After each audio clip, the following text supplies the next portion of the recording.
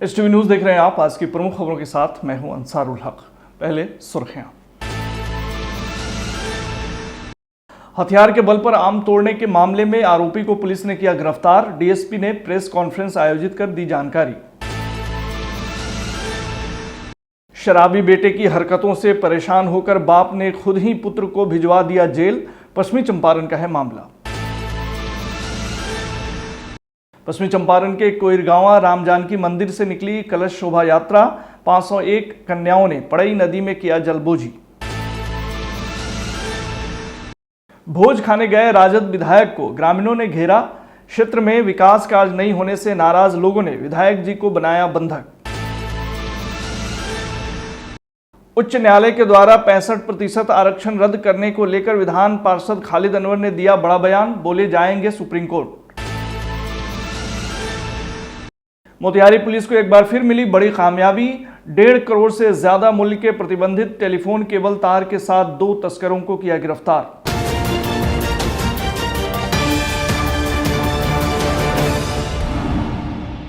पूर्वी चंपारण जिले के पताही थाना क्षेत्र के बेतौना गांव में हथियार के बल पर आम तोड़ने के मामले में अपने पट्टीदार पर जानलेवा हमले के आरोपी को पुलिस ने गिरफ्तार किया है।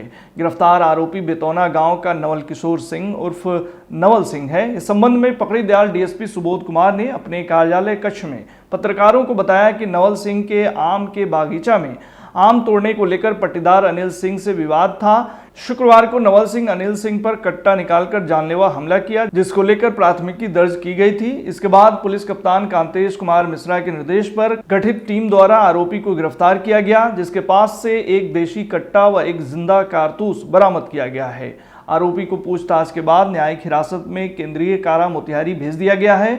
छापेमारी में पकड़ी दयाल डीएसपी सुबोध कुमार, पताही थाना अध्यक्ष कैलाश कुमार समेत अन्य पुलिस अधिकारी व सशस्त्र बल के जवान शामिल थे।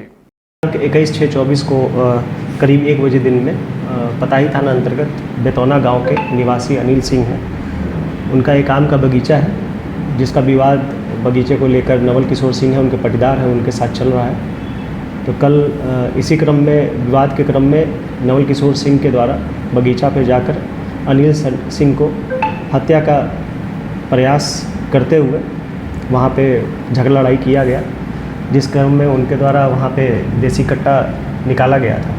इस संबंध में पताही थानाध्यक्ष को सूचना प्राप्त हुई और गिरफ्तारी उपरांत इनके द्वारा बताया गया है कि दोनों पक्षों के द्वारा जो है उस बगीचा पे बार बार जब भी आम का मौसम आता है तो अपना हक जमाने के लिए प्रयास किया जाता है। तो इस संबंध में तत्क्षण कार्रवाई करते हुए एक जो घटना घटित होने वाली थी वो उसको रोकने का काम किया गया है।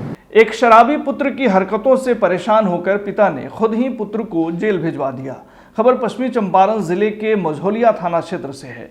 खबर के मुताबिक डुमरी पंचायत अंतर्गत रघुनाथपुर निवासी एक पिता ने अपने ही शराबी पुत्र की हरकतों से परेशान होकर थाने में आवेदन देकर प्राथमिकी दर्ज कराई, जिसके बाद थानाध्यक्ष अखिलेश कुमार मिश्रा ने इस पर कार्रवाई की। उन्होंने संबंध में बताया है कि आवेदन के आलोक में त्वरित कार्रवाई करते हुए रघुनाथपुर निवासी अब्दुल सलाम के पुत्र मोहम्मद शरीफ को बिहार मद्य निषेध एवं उत्पाद अधिनियम के तहत कांड अंकित करते हुए न्यायिक हिरासत में भेज दिया गया। खबर के संबंध में बताया जाता है कि मोहम्मद शरीफ पूर्व में 3 बार जेल जा चुका है, लेकिन अपनी आदतों से बाज नहीं आ रहा। नरकटियागंज प्रखंड के हरसरी पुरैनिया पंचायत अंतर्गत कोइरगांवा मिश्र टोला स्थित राम जानकी मंदिर परिसर से शनिवार को 9 दिवसीय लक्ष्मी नारायण महायज्ञ को लेकर कलश शोभा यात्रा निकाली गई। कलश शोभा यात्रा में 501 कुंवारी कन्याओं के साथ सैकड़ों महिला पुरुष शामिल रहे।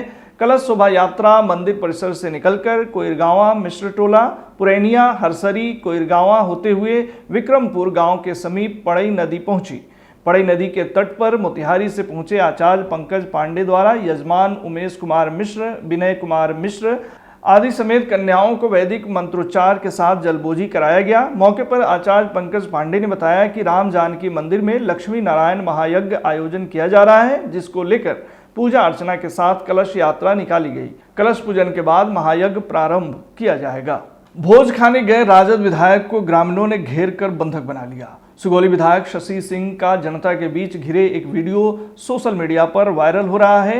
वीडियो के संबंध में बताया जा रहा है कि सुगौली विधानसभा क्षेत्र में कहीं से न्योता मिलने पर विधायक जी शाम के वक्त भोज खाने पहुंचे थे। इस बीच क्षेत्र की जनता का सामना विधायक शशि सिंह से हो गया और लोग सड़क पुल के निर्माण न होने को लेकर विधायक जी के समक्ष आक्रोशपूर्ण विरोध जताने लगे। लोगों का आरोप था कि चुनाव में उन्होंने बड़े बड़े वादे किए पर कार्य कुछ नहीं हुआ। हालांकि जनता के इस आरोप पर विधायक जी समझाते दिख रहे हैं कि उनकी सरकार बहुत कम दिन की रही और पैसे की कमी रही, जिसके कारण कार्य नहीं हुआ। वे कह रहे हैं कि अभी तक जो कार्य नहीं हुआ उसे 1 वर्ष के अंदर करवा दिया जाएगा। लेकिन जनता लगातार विधायक जी से बहस करती दिखी और बताया जा रहा है कि घंटों विधायक जी को यहां लोगों ने रोके रखा। उच्च न्यायालय द्वारा 65% आरक्षण रद्द करने पर विधान पार्षद खालिद अनवर ने कहा है कि 65% आरक्षण किसी का एजेंडा नहीं है। नीतीश कुमार लगातार पिछड़ों, वंचित, दलित और अल्पसंख्यकों के लिए काम कर रहे हैं। हाई कोर्ट ने इसे रोका है। उन्होंने कहा कि रोका है तो हम सुप्रीम कोर्ट जाएंगे, अगर वहां से भी नहीं हुआ तो पार्लियामेंट में जाकर कानून बनाएंगे। उन्होंने कहा कि राष्ट्रीय जनता दल के लोगों का इन सब चीजों में रोल नहीं रहता है, वे क्या बोलेंगे। आगे उन्होंने क्या कुछ कहा, सुनिए। भाई, हमने कोई 65% रिजर्वेशन किसके लिए किया है? गरीबों को, दलितों को, अति पिछड़ों को और पिछड़ों को आगे बढ़ाने के लिए किया है। कोई इसमें किसी का पर्सनल एजेंडा तो है नहीं। नीतीश कुमार जी का एजेंडा ये है कि जो पिछड़े हैं वो आगे बढ़ें।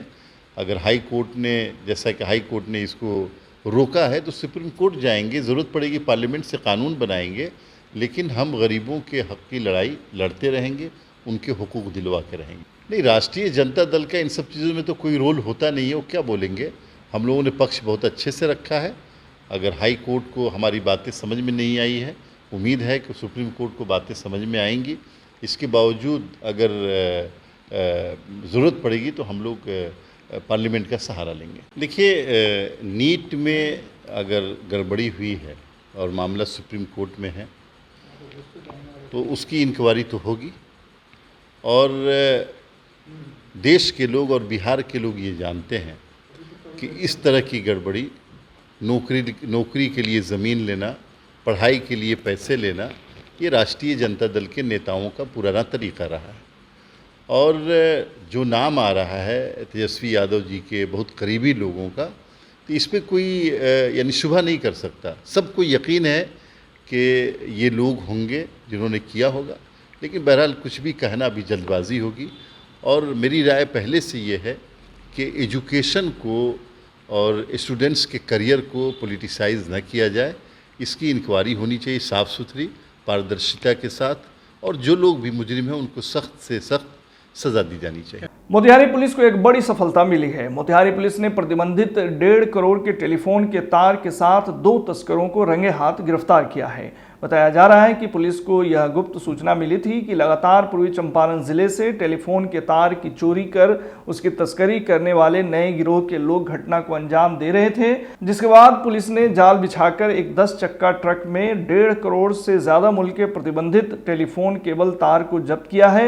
मोतिहारी एसपी कांतेश कुमार मिश्रा के निर्देश पर आर्यराज डीएसपी रंजन कुमार के नेतृत्व में कार्रवाई करते हुए गोविंदगंज थाना के रड़िया के पास ट्रक को पकड़ा गया है।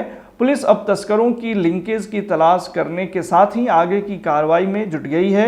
डीएसपी रंजन कुमार ने इसकी जानकारी देते हुए कहा कि पुलिस को लगातार यह सूचना मिल रही थी कि जिले के विभिन्न इलाके से टेलीफोन केबल तार की चोरी की जा रही है। उसके बाद टीम बनाकर कार्रवाई हुई है। 7 बजे सूचना मिली गोविंदगंज थाना क्षेत्र अंतर्गत कि ग्राम रड़िया में कुछ लोग बीएसएनएल का केबल जो है चोरी कर रहे हैं। इस संबंध में त्वरित रूप से पुलिस अधीक्षक महोदय मोतिहारी को सूचना दी गई।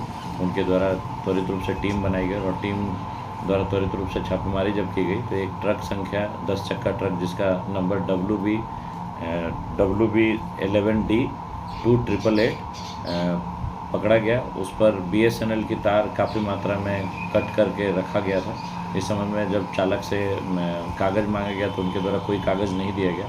उसके सत्यापन के लिए हम लोग बीएसएनएल एसडीओ बीएसएनएल को पत्राचार किए। उनके द्वारा आकर जब सत्यापन किया गया तो बताया गया कि यह तार प्रतिबंधित है और इसका सिर्फ सरकारी कार्य में यूज होता है, इसका खरीद बिक्री असाधारण रूप से नहीं होता है। ट्रक का मालिक और चालक जिसका नाम रंजन गिरी पिता उमेश गिरी ग्राम जसौली जमुनिया थाना कोटवा जिला पूर्वी चंपारण के हैं और इस संबंध में जितना भी अनुसंधान में आगे आएगा उस सब पे कार्रवाई होगी और निश्चित रूप से करीब इसमें 10 टन कुल तार बरामद है और इसकी कीमत लगभग 1.5 करोड़ रुपए बीएसएनएल के कर्मी द्वारा बताई गई है।